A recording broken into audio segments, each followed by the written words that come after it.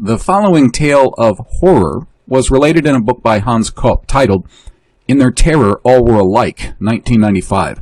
This tale of horror came from a German-Brazilian citizen, Leonora Greyer Nikavoa, born October 22, 1925, in Sao Paulo, Brazil. She immigrated to Germany before the war.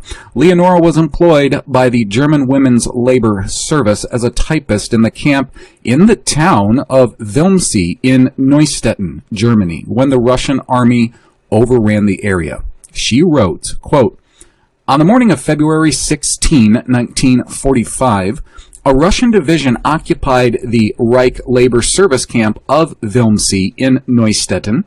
The commissar, who spoke German well, informed me that the camp was dissolved, and that as we were a uniformed unit, we were to be transported immediately to a collecting camp. Since I, being a Brazilian, belonged to a nation on friendly terms with the Allies, he entrusted me with the leadership of the transport which went to Neustetten, into the yard of what used to be an iron foundry. We were some 500 girls from the Women's Reich Labor Service. The commissar was very polite to us and assigned us to the foreign workers' barracks of the factory. But the allocated space was too small for all of us, and so I went to speak to the commissar about it. He said that it was, after all, only a temporary arrangement, and offered that I could come to the typist office if it was too crowded for me, which I gladly accepted. He immediately warned me to avoid any further contact with the others, as those were members of an illegal army. My protests that this was not true were cut off with the remark that if I ever said anything like that ever again, I would be shot. Suddenly I heard loud screams, and immediately 2 Red Army soldiers brought in 5 girls.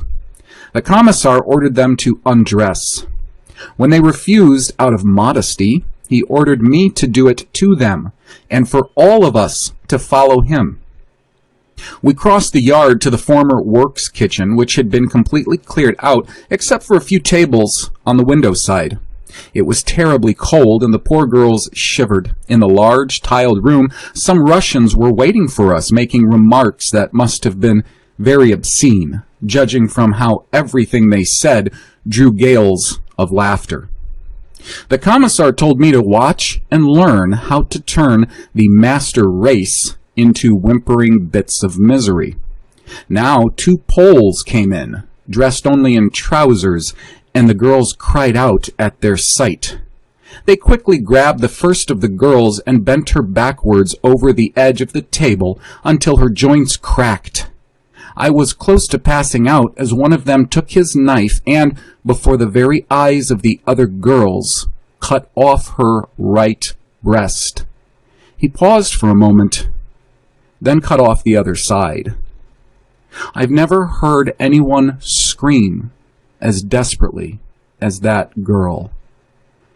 After this operation, he drove his knife into her abdomen several times, which again was accompanied by the cheers of the Russians. The next girl cried for mercy, but in vain. It even seemed that the gruesome deed was done particularly slowly, because she was especially pretty. The other 3 had collapsed. They cried for their mothers and begged for a quick death, but the same fate awaited them as well. The last of them was still almost a child, with barely developed breasts. They literally tore the flesh off her ribs until the white bones showed. Another 5 girls were brought in. They had been carefully chosen this time. All of them were well developed and pretty. When they saw the bodies of their predecessors, they began to cry and scream. Weakly, they tried desperately to defend themselves, but it did them no good, as the Poles grew ever more cruel. They sliced the body of one of them open lengthwise and poured in a can of machine oil, which they tried to light. A Russian shot one of the other girls in the genitals before they cut off her breasts. Loud howls of approval began when someone brought a saw from a tool chest. This was used to tear off the breasts of the other girls, which soon caused the floor to be awash in blood. The Russians were in a blood frenzy. More girls were being brought in continually. I saw these grisly proceedings as through a red haze.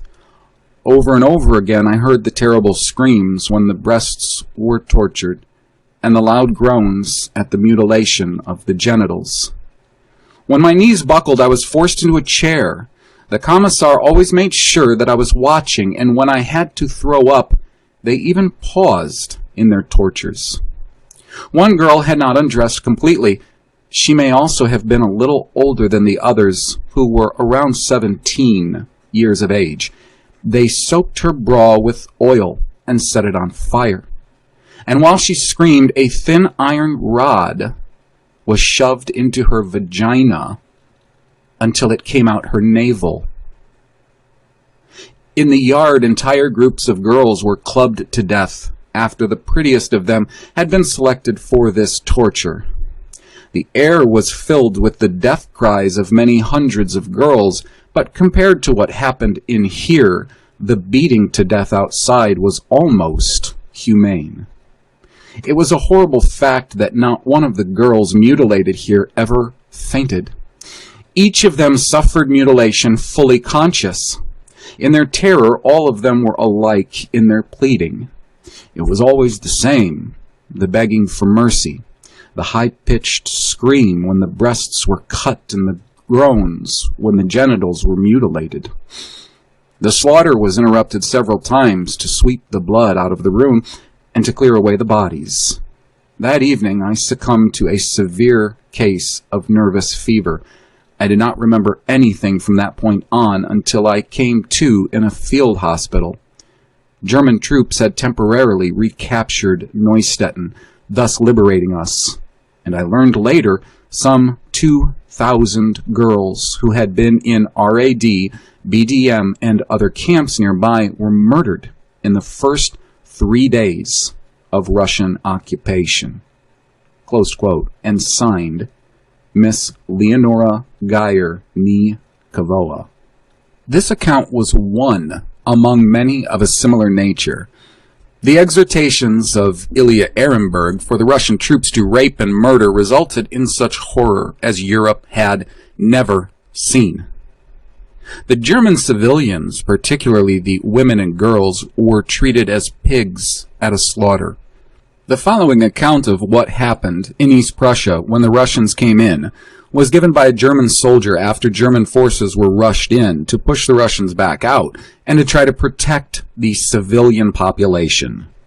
Quote, I was an armored infantryman and had been trained on the most modern German tank of those days, the Panther. Survivors from tank crews were reassembled in the reserves at Cottbus and kept ready for action. In mid-January 1945, we were transferred to Frankfurt on the Oder River into a school building. One morning, we were issued infantry weapons, guns, bazookas, and submachine guns. The next day, we were ordered to march to Neustetten. We traveled the first 60 miles or so by lorry, and after that, some 90 miles per day in forced marches. We were to take over some tanks that were kept ready for us in a forest west of Neustetten. After a march lasting 2 days and nights, some 10 crews reached the forest just before dawn. 2 tanks were immediately readied for action and guarded the approach roads, while the other comrades, bone-weary, got a little sleep. By noon, all tanks, approximately 20, had been readied. Our orders were to set up the front line and to recapture villages and towns from the Russians. My platoon of 3 tanks attacked a suburb that had a train station with a forecourt. After we destroyed several anti-tank guns, the Russians surrendered. More and more of them emerged from the houses. They were gathered into the forecourt. About 200 sat crowded closely together. Then something unexpected happened. Several German women ran towards the Russians and stabbed at them with cutlery forks and knives. It was our responsibility to protect prisoners, and we could not permit this. But it was not until I fired a submachine gun into the air that the women drew back and cursed us for presuming to protect these animals. They urged us to go into the houses and take a look at what the Russians had done there. We did so, a few of us at a time, and we were totally devastated. We'd never seen anything like it, utterly, unbelievably monstrous. Naked, dead women lay in many of the rooms. Swastikas had been cut into their abdomens. In some, the intestines bulged out, breasts were cut up, faces beaten to a pulp and swollen puffy.